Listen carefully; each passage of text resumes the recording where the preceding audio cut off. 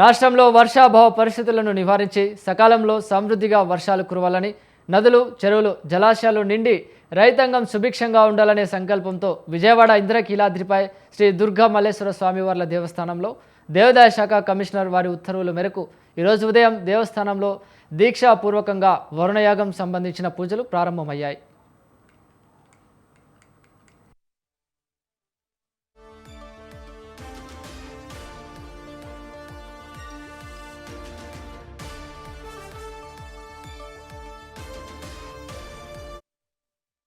శ్రీ దుర్గా స్నానఘాట్లో విఘ్నేశ్వర పూజతో వరుణయాగ పూజా కార్యక్రమాలు ప్రారంభం కాగా ప్రత్యేక పూజలో ఆలయ chairman Borra Radhakrishna, EO VK Seena Naik పాల్గొన్నారు.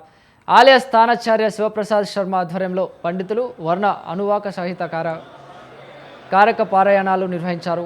ఈ పారాయణాలు పండితుల బృందం పవిత్ర కృష్ణానదిలో నడుం లోతు నీళ్లలో ఉండి సకాలంలో వర్షాలు పడాలని పారాయణం చేశారు.